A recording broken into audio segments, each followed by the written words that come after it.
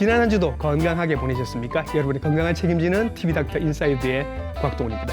연초니까 좀 좋은 소식들, 좋은 말씀을 드리고 싶은데 뉴스에서는 계속 좀 어두운 뉴스들이 나오고 또 장사하시는 분들은 코로나 때보다도 지금이 더 힘들다라고 말씀을 하십니다.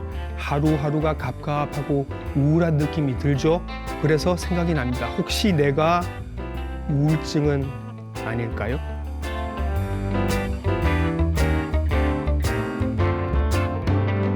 실제로 주변에도 비슷한 증상을 호소하시는 분들이 굉장히 많습니다. 우울증 환자는 실제로도 아주 많습니다. 현대인의 병 우울증에 대해서 오늘 자세하게 알아보도록 할게요. 친절한 오늘의 닥터 이분께 여쭤봅니다.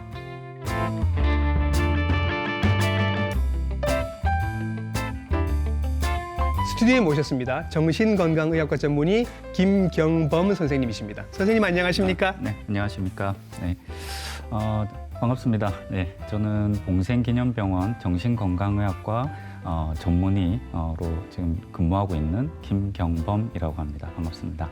네, 선생님께 오늘 어쩌면 우리도 앓고 있을지도 모를 우울증에 대해서 자세하게 한번 여쭤보도록 하겠습니다. 일단 선생님 이것부터 한번 구별을 해보죠. 아, 나 요즘 우울해. 이거랑 진짜 우울증이랑은 좀 차이가 있지요? 네, 물론 차이가 있습니다. 저희가 이렇게 지내다 보면 네. 세상에 살다 보면 우울할 만한 일들이 있습니다. 정말 많죠. 네. 네. 그래서 요즘에 우울해. 살기 싫어. 아무것도 하기 싫어. 이런 이야기들을 흔히 하는데요. 네. 그러시다 보면 내가 우울증이야. 혹은 내가 우울증이 아닐까라고 이렇게 말씀하시는 분들이 종종 있습니다. 근데 이제 우리가 어떤 불편한 상황들, 이런 상황들에서 내가 느끼는 감정들은 사실 기쁘거나 슬프거나 하는 것은 자연스럽고 건강한 일이거든요. 네. 그렇다라고 하면 우리가 흔히 말하는 우울증, 치료가 필요한 우울증 과연 무엇인가라고 했을 때는 이런 어떤 우울한 감정이 상당히 오랫동안 지속되는 겁니다. 하루 중에도 오랫동안 지속되지만 예. 꽤 긴 시간 동안 지속되면서 예. 계속 이것이 나의 어떤 사회적인 혹은 개인적인 어떤 기능들에 영향을 미칩니다. 예. 사고가 부정적이 된다거나 혹은 의욕이 떨어지거나 혹은 감동을 느끼지 못한다거나 네. 예를 들자면 식욕이 떨어져서 식사를 하고 싶지 않다. 혹은 잠을 너무 많이 자거나 못 자게 된다라든지 이런 네. 부분들이 생겨서 예. 전반적인 것에 영향을 미칩니다. 예. 결국은 기분이 단순히 저하되는 게 아니라 이것이 회복되지 않고 아주 오랫동안 지속되는 그런 것을 우리가 우울증이다. 네, 지금 그림 보셔도 이해를 하실 수 있는데 보면 정상적인 게 이제 위에 빨간색입니다. 그렇죠? 네네. 그러니까 기분이 오르락 내리락 할 수는 있는데 이렇게 이제 한 범위 안에서 이렇게 움직이다가 어떤 큰 일을 당하면 쑥 한번 떨어졌다가 네네. 다시 회복이 되죠. 그런데 우울증 있으신 분들은 조금 다릅니다, 선생님. 요걸 설명을 해 주시죠. 앞에서 설명드렸다시피 이제 우울증이라고 하는 것은 단순히 그러니까 비슷합니다. 우울한 감정을 느낀다라는 것은 비슷한데 이것이 전반적인 기능을 이렇게 영향을 주기도 하지만 그것들 때문에 이제 계속 내가 아무것도 하지 못하겠다. 네. 혹은 내가 계속 우울한 감정에 빠져 있다.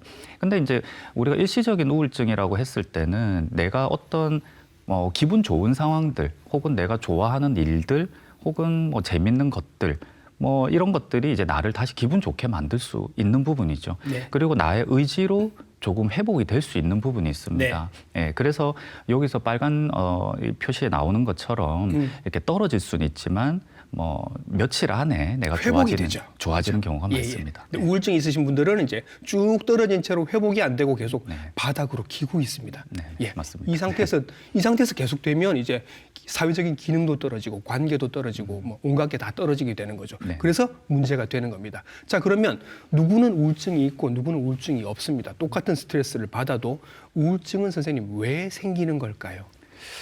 사실 이 부분에 대해서 굉장히 저희 내원하시는 환자분들께서도 많이 여쭤보십니다. 근데 참 아쉽게도 이 기전이 정확하게 밝혀지지가 않았어요. 네. 대신에 우리가 이제 이런 어떤 병이 발현하기 위해서는 과연 무엇이 문제일까 해서 아주 다층적으로 확인할 수밖에 없거든요. 그래서 가장 이제 기본적으로 확인할 수 있는 부분은 이제 기본적으로 생화학적인 부분을 보게 돼 있죠. 네. 신체적으로 어떤 문제가 있는지, 그리고 또 이것이 어떤 유전적이나 이런 부분에 영향이 있는지. 예.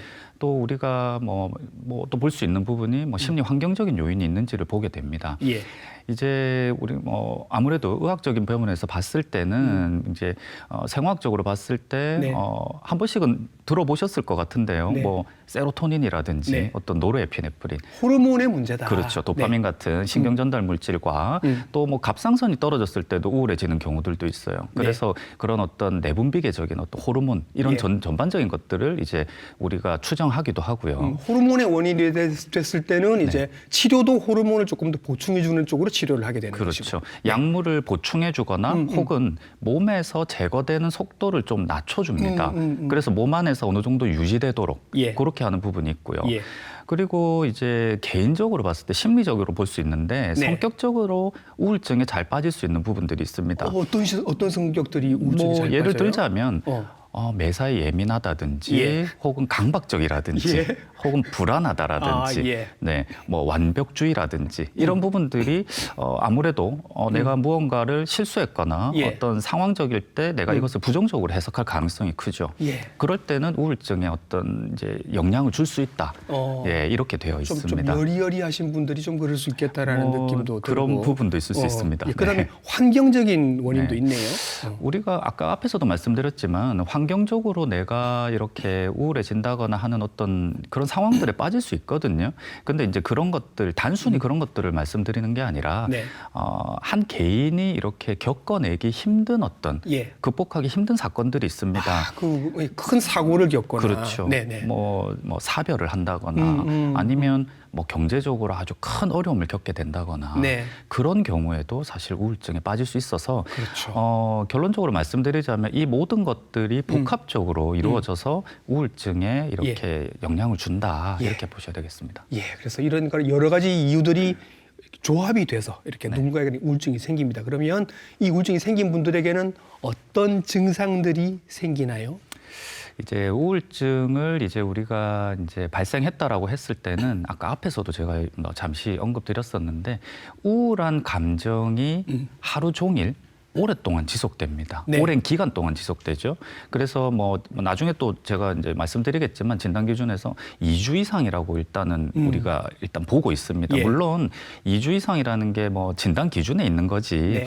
뭐 나는 뭐 10일밖에 안 돼서 우울증이 아니야. 뭐 이렇게도 말씀드리지는 네, 않고요. 네, 예, 그리고 이제 단순히 우울증만 있는 게 우울한 감정만 있는 게 아니라 네. 이런 것들이 다양한 기능에 영향을 주는데요. 대표적으로 식욕이나 어떤 수면의 패턴의 변화가 있습니다. 네. 보통은 내가 잠을 잘 못 자겠어. 혹은 밥 먹기 싫어. 네. 뭐 이런 식으로 되지만 반면에 굉장히 많이 드시거나 네. 굉장히 많이 주무시는 경우들도 있습니다. 예. 그래서 이런 경우에 내가 우울증이 아니다라고 생각하시는 경우도 있지만 실제로는 우울증의 증상 중에 하나고요. 그리고 사고에도 영향을 많이 줍니다. 네. 그래서 내가 어떤 사실 그렇게 생각하지 않아도 되는 부분에 대해서 네. 굉장히 막막하게 느끼게 돼요. 예. 그러면 그 막막함이 있으면 나를 더 고립시키게 되고 그 고립된 것이 다시 또 막막함이나 절망감을 희망이 주죠. 없어. 해봤자 뭐해. 뭐 이런 그렇죠. 생각이 자꾸 들고 네네네. 자신감도 떨어지고 맞습니다. 사람 안 만나고. 맞습니다. 그렇게 되면 결국은 이제 사실 참 저희가 항상 이것을 가장 걱정하긴 하는데요. 예. 극단적인 어떤 생각에 빠지게 되고, 그렇죠. 네, 그리고 실제로도 시도하는 경우들이 꽤나 있습니다. 네. 우리가 이제 또 증상들을 봤을 때는 굉장히 좀 안 좋은 증상으로도 이제 뭐 환청을 듣거나, 네, 뭐 환시를 보거나 예. 이런 것들이 또 극단적인 것과 연결되는 경우들도 있습니다. 조현병의 증상이라고 생각했는데 네네. 환시나 환청 같은 게 네. 우울증에서도 올 수 있다. 네네. 무섭네요. 자, 그러면 이런 증상들이 있을 수는 있지만 이런 증상들을 바탕으로 해서 선생님들이 이게 우울증입니다라고 진단을 하실 때는 조금 타이트한 기준들이 있습니다. 네네. 그걸 보여주시죠.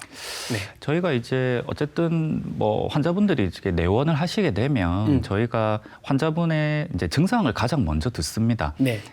환자분의 증상이 어떠한지에 대해서 들어보고 우리가 이게 증상이 이제 진단 기준에 맞는가 네. 이것을 먼저 보게 되는데 사실 그와 동시에 환자분이 과거에 과연 어떤 일이 있었나 예를 들면 과거에 우울증 치료를 하셨는지 혹은 뭐 아주 큰 사고를 당하신 적이 네. 있어서 뭐 신체적인 어떤 후유증이 남아 있는지 뭐 이런 것들 때문에 기본적으로 뭐 피 검사나 혈액 검사나 뭐 아니면 예. 뭐 MRI라든지 CT라든지 이런 것도 진행을 하게 돼 있고요. 예. 또 환자분들 좀 어린 환자들이 왔을 때는 혹시 뭐 발달적인 문제가 있는지 성장하는 기간 동안에 그렇죠. 어떤 큰 문제가 있지는 않았는지. 네네. 아. 그런 부분들도 확인을 합니다. 예. 이제 그거를 확인함과 동시에 이제 환자의 증상을 이제 판단을 하는데요. 저희가 이제 그 판단 내리는 기준이 뭐 여러 가지가 있지만 정신과 의사들이 가장 대표적으로 판단 내리는 기준은 DSM이라고 하는 네. 진단 기준입니다. 예. 앞에서 아까 말씀드렸던 부분과 조금 이렇게 겹치는데 기준이 있습니다. 여기서 보면은 뭐 2주 이상 거의 네. 매일 지속되는 어떤 우울한 기분입니다. 예. 그러니까 기분 증상이 있고 그리고 일상적으로 내가 이렇게 느낀 어떤 재밌었던 것들, 네. 하고 싶었던 것들이 흥미나 이런 것들이 계속 떨어집니다. 그리고 아까 말씀드렸던 뭐 식욕이 떨어지거나 네. 뭐 수면이 짧아지거나 하지만 또 반대로 굉장히 늘어나는 경우도 있죠. 그냥 하루 종일 잠만 자거나 네. 너무 많이 먹거나 하는 것도 그렇죠. 증상일 수 있다. 네네, 그럴 수 있습니다. 그리고 실제로 우울증 환자분들 중에는 이건 뭐 나중에 설명드릴 수 있는 어떤 뭐 치매적인 부분 이런 부분과도 연관이 있겠는데요. 네. 정신 활동이라고 해서 사고의 어떤 속도가 굉장히 느려지는 경우가 많습니다. 결정도 잘 못하고 네네. 생각도 잘 못하고 네네. 판단도 잘 못하고 하는 네. 거. 그러거나 아니면 이제 굉장히 이렇게 초조해지는 네. 그런 부분들도 있고요. 예. 뭐 특별히 이렇게 무리한 일을 하지 않는데 피곤하다거나 피곤하다. 아무것도 하지 못하겠다. 예. 힘이 없다. 예. 그렇게도 말씀 보통 하시고. 운동하러 나가자고 하는데 나갈 힘이 없어서. 네, 맞습니다. 예, 예, 예. 네. 그래서 이제 그런 부분들이 계속 또 쌓이다 보면 굉장히 본인이 이렇게 무가치하다라고 느끼기도 하고요. 죄책감도 느끼게 됩니다. 예. 네, 그렇게 되면 아무래도 좀 환자분들이 뭐 자살에 대한 생각이라든지 혹은 뭐 내가 왜 이렇게 집중을 하지 못할까, 혹은 나는 왜 이렇게 이해력이 떨어질까 네. 이런 생각들을 하면서 계속 이렇게 자살에 대한 생각에 집착하게 되는 예. 이런 경우가 있는데 네. 실제로 이제 진단 기준에 뭐 부합을 해야 되기 때문에 네. 저희가 이제 앞에서 말씀드렸던 이제 첫 번째 뭐 우울한 감정, 두 번째 그다음에 흥미가 떨어지는 부분 네. 이 두 가지 중에 반드시 한 가지는 있어야 합니다. 그리고 나머지 합쳐서 5가지 이상일 경우에는 네.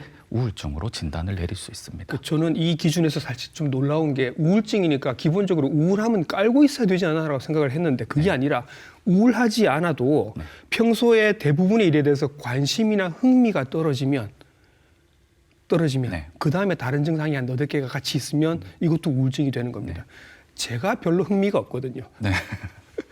나이가 들면서 점점 하고 싶은 거, 뭐 먹고 싶은 거, 가고 싶은 거 이런 데가 별로 없어요. 네. 점점 더 그렇게 되면서 다른 증상들이 뭐 예를 들어서 뭐 식욕이 뚝 떨어진다든지 잠을 잘 못 잔다든지 그다음에 이렇게 생각하는 속도가 점점 느려진다든지 이런 게 이제 합해지면 이것도 우울증이 될 수 있는 겁니다. 우울하지 않아도 네. 그지요. 끝나고 나서 선생님께 한번 상담을 받아야 될 것 같은 그런 느낌이 듭니다. 자, 요런 과정을 거쳐서 선생님께서 이제는 우울증이 있는지 없는지를 진단을 하시는 거고 이런 분들이 주변에 굉장히 많을 거라는 겁니다. 네. 얼마나 많아요, 선생님? 그 우울증 환자분들이 뭐 이렇게 우리가 보통 그런 걸 이제 유병률이라고 보통 표현을 하는데요. 네. 실제로 이제 다양한 연구들은 있습니다. 뭐 국가 간의 연구도 있고 네. 국내 연구도 있고 하긴 한데 실제로 2021년도에 있었던 연구에서는 아마 뭐 평생으로 놓고 봤을 때 한 7%? 네. 7% 내외. 요런 이 정도가 아마 우울증이 있을 것이다. 그렇게 생각을 하는데 인구에 있어서 미국 같은 경우는 뭐 실제로는 한 15%? 이 정도 있을 것이다. 당뇨 고혈압 수준까지 올라갑니다. 굉장히 생각보다 굉장히 많은 수로 되어 있는데 네. 실제로 우리가 가벼운 기분 장애 같은 경우도 뭐 한 1% 내외, 한 뭐 미국 같은 경우 한 2% 내외 이 정도로 봅니다. 그런데 이제 이 유병률이라고 하는 것이 이제 어떤 시기 뭐 예를 들면 국가적인 시기도 있을 수 있고요. 뭐 어떤 뭐 사회적인 분위기도 있을 수 있고 전쟁 중이다. 네, 그럴 수도 이러면. 있죠. 네. 그렇다 보니까 이 연구를 가지고 이걸 100% 뭐 몇 프로다 뭐 이렇게 말씀드리긴 참 어려운 부분은 있는데요. 네. 실제로 우리가 이제 좀 더 이렇게 주목해야 될 부분은 과연 그러면 우울증은 어떤 분들에게 잘 걸리나 유병률에도 볼 수 있지만 예, 예. 같이 연구를 했을 때 기본적으로 여성에게서 한 2배 수 정도 꽤 많은 수가 이렇게 더 잘 걸린다. 예. 그리고 뭐 예상하셨다시피 뭐 경제 수준이 낮다거나 네. 어떤 뭐 학력이 좀 낮다거나 네. 혹은 뭐 사회 지지 체계가 낮은 경우죠. 뭐 이혼을 하는 경우도 있고 어. 사별도 마찬가지입니다. 그리고 이제 고령인 경우 아쉽게도 이런 경우에도 예. 이제 우울증을 이제 잘 앓을 가능성이 높다 이렇게 되어 있습니다. 사회 취약계층 네네. 여성들이 더 노출이 많이 되어 있다, 위험할 수 있다 이런 네네. 말씀이신 것 같습니다. 자 그러면 우울증 하나로 딱 이렇게 있을 수도 있지만 어떤 병들이 있어서 네네. 그 병으로 인해서 우울증이 같이 생기는 경우도 있나요? 네. 우리가 우울증과 그 다른 신체 질환이 별개일 것이다라고 생각하는 경우가 흔히 있습니다. 네. 하지만 우리 몸은 제가 이제 환자분들에게 가끔 말씀드리는데 네. 몸과 마음이 사실 같이 가는 경우가 많습니다. 그래서 실제로 어떤 신체 질환이 있을 때 우리가 이제 대표적으로 말씀드리자면 뭐 만성 질환 중에 내분비계적으로 이야기하는 뭐 당뇨라든지 네. 혹은 뭐 갑상선이라든지 예. 이런 부분들 또 뭐 관절 쪽에 뭐 우리 뭐 류마티스 관절염이라든지 이런 부분들 근골격계 질환이라든지 이런 부분들이 네. 우울증을 발생시키는데 영향을 줍니다. 네. 물론 그 기전이 정확하지는 않은데 우리가 이것이 아마 다양한 스트레스를 유발할 가능성이 크다. 네. 그렇다면 스트레스는 기본적으로 스트레스 호르몬을 다시 만들어내거든요. 네. 그게 이제 몸이 방어적으로 이렇게 건강하게 살아가기 위해서 만들어내는 건데 예. 그런 것들이 아마 우울증의 발생에 영향을 줄 것이고 또 우울증 역시 어떤 면에서는 내가 당뇨라든지 이런 만성 질환에 영향을 미치기 때문에 실제로 이 둘을 따로 놓고 본다기보다는 함께 서로 이렇게 공존될 경우에는 서로의 어떤 예우에 좋지가 않습니다. 예, 그래서 각각을 치료하는 것도 뭐 당연히 중요하고 그것을 이제 동시에 같이 치료하는 것도 의미가 있다 이렇게 예. 보겠습니다. 선생님 그러면 이거 지금 방송 보시는 중에 뇌 증상도 지금 이거 우울증인가요? 궁금하신 분들이 좀 계실 것 같아서 제가 한번 여쭤보겠습니다. 이런 경우 연인과 헤어진 지 한 달이 지났어요. 여전히 우울하고 밖에 나가기도 싫고 사람 만나기도 싫어요. 이거 우울증인가요, 선생님? 사실 이런 부분으로 내원하시는 분들이 종종 있으신데요. 네. 저는 이런 경우에는 환자분들에게 기본적으로 상황적으로 지금 어려운 그런 것에 처해 있다 이렇게 네. 말씀드립니다. 예. 우리가 사실 이별하고 나서 뭐 힘들다면 다시 다른 사람을 만나보는 건 어떠냐? 제가 이렇게 여쭤봤을 때 네. 이렇게 웃으시는 경우들이 좀 있거든요. 네, 네. 그런 어떤 감정의 반응성이 있는 경우, 뭐 사실 나는 이제 뭐 굉장히 뭐 비관적이고 나는 이제 살 가치가 없고 네. 이렇게 이야기하시는 분들이 있긴 하지만 네. 그런 분들을 이렇게 몇 차례 만나보게 되면 환자분들이 반응성이 생깁니다. 그래서 뭐 실제로 뭐 새로 연인을 만났다 뭐 이런 분도 있어서 그런 경우 그냥 일시적인 우울감 이렇게 이해를 좀 하시면 됩니다. 네. 선생님 만약에 본인이 우울증인지 모르고 계속 묵혀두면 선생님 묵혀두면 이거 나중에 어떻게 되는 거예요? 우리가 이제 우울한 감정을 느끼는 것 이것은 뭐 당연하다라고 아까 말씀드렸는데 실제로 그것이 우울증 정도인지에 대해서 인지하지 못하는 경우들이 있습니다. 근데 내가 우울한데 우울한 어떤 감정들을 계속 가지고 간다라고 했을 때는 우울증이라는 것이 만성화될 가능성이 있습니다. 그렇게 되면 이제 우울증은 내가 좀 좋아진 기간도 있을 수 있는데 네. 하지만 재발을 자주 하게 되어 있습니다. 네. 그리고 재발을 계속 하게 되는 경우에는 재발 자체가 굉장히 잦아집니다. 예. 그 시기가 짧아지고 괜찮았던 시간들도 점점 줄어들게 되죠. 예. 그렇게 되면 어느 순간 내가 굉장히 오랫동안 계속 우울한 감정에 쌓여 있게 됩니다. 사실 단순히 우울하다라는 것만이 중요한 게 아니라 아까도 말씀드렸고 정신질환의 특징이 기능을 떨어뜨립니다. 예, 그러다 보니까 어떤 사회적인 기능, 직업적 기능이 계속 떨어지게 되고 그렇게 되면 더 고립되게 되고 그렇죠. 계속 기능이 안 좋아지는 방향. 그리고 실제로 우울증을 치료하지 않는 경우에는 다른 질환과 같이 연관되는 경우가 많죠. 아까 뭐 만성 질환도 말씀드렸지만 뭐 불안증이라든지 뭐 이런 부분들과도 다시 연관이 돼서 네. 더 안 좋은 방향으로 흐르게 예. 되어 있습니다. 자, 마음 고쳐먹고 이제 치료받으러 가십니다. 그래서 자, 치료받으러 오셨습니다. 보통은 약을 주시는 것 같더라고요. 이 약은 어떤 약들인 거예요?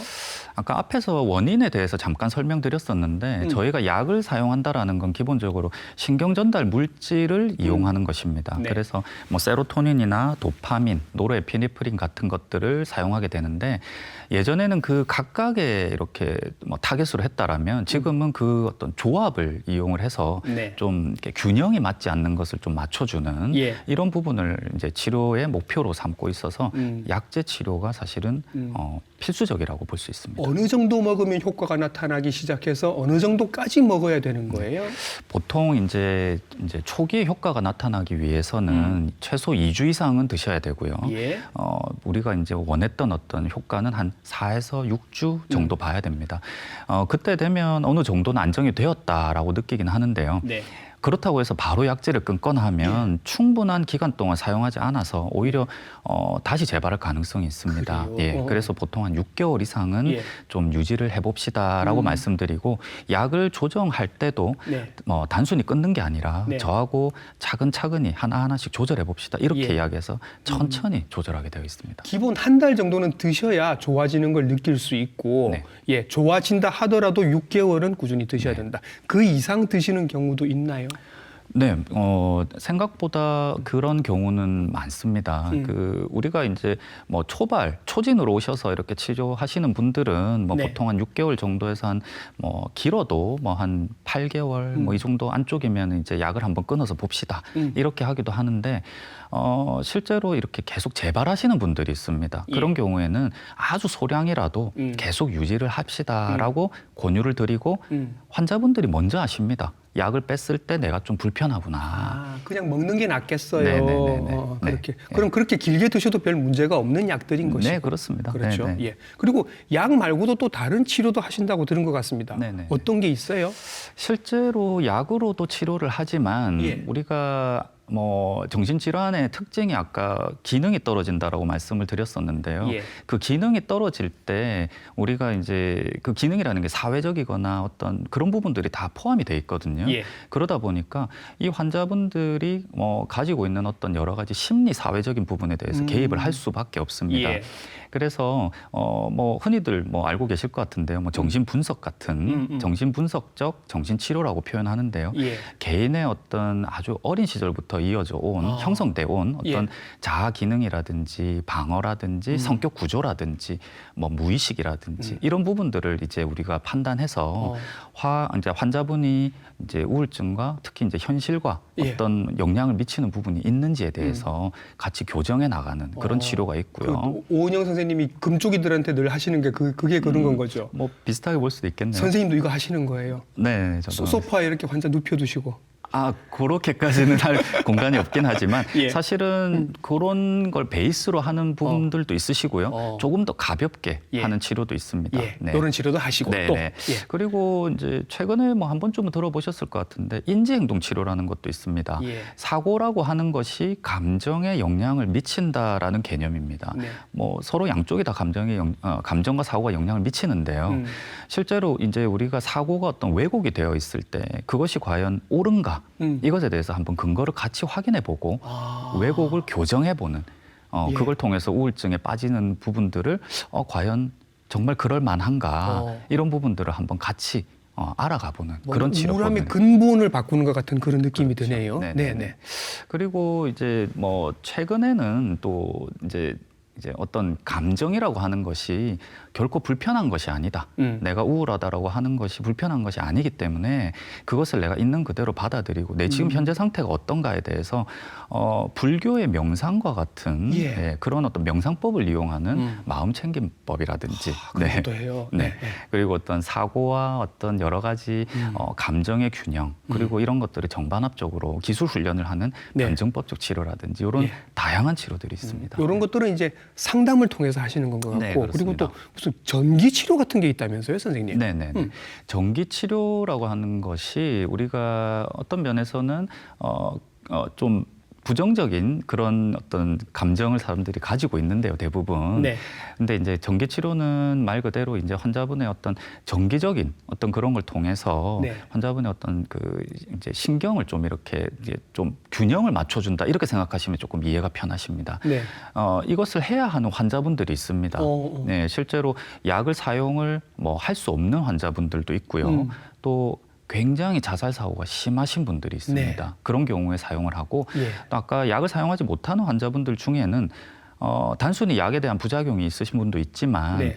너무 연세가 많으신 고령이시거나 예. 혹은 너무 어리거나 음. 아니면 임산부이거나 아하하. 네, 이런 경우에도 실제로 사용할 수 있고 예. 실제로 환자분들이 아무것도 하지 못하는 뭐 경직되어 있다, 뭐 아무것도 하지 못하는 이런 환자분들이 있거든요. 네. 식사도 하지 못하고 이런 분들에게는 우리가 이제 그 전기 경령요법이라고 해서 예. 그걸 사용을 하게 돼 있습니다. 그냥 약만 주시는 줄 알았는데 생각보다 여러 가지 방법의 치료법들을 조합을 해서 사용을 하고 계시네요. 네. 이렇게 쭉 쓰면 이제 뭔가 이렇게 좋아지는 게 보이겠죠. 네. 이게 초기에 좋아지는 증상들이 있고 후기에 좋아지는 증상들이 있고 그러다가 선생님 재발도 자주 해요?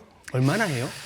그 사실 이 환자분들이 이렇게 좋아지는 부분들은 사실 보면 본인들이 표현을 하십니다. 예. 이제 좀 잘만해요. 아. 네, 이제 좀 먹겠어요. 예. 이제 좀 뭐 밖에 나가서 산책도 해요. 이제 그 정도면 다 나은 거 아니에요, 네네네. 선생님? 그렇게 생각을 하시고 실제로 이제 좀 에너지 있게 예. 좀 활력 있게 이렇게 생활을 하시는데요. 참 좀 안타깝게도 네. 이 우울증의 특징은 이 재발을 흔하게 합니다. 예. 그래서 뭐 물론 약물을 드시다가 중단해서 하는 경우도 있지만 예. 실제로 이 병의 특징 자체가 이렇게 뭐 이제 재발률이 높기 때문에 실제로 연구들을 보면 한 10년, 5년에서 10년 이렇게 놓고 봤을 때 한 반수에서는 이렇게 재발하지 않나. 하지만 그 정도가 다 똑같은 건 아닙니다. 예. 치료를 계속 꾸준하게 해줬을 때는 그 증상의 정도는 처음에 치료하기 전에 뭐 이제 재발했을 때와 혹은 초발했을 때와 그 정도 수준까지는 올라가지 않는데 네. 치료를 하지 않고 방치하는 경우는 예.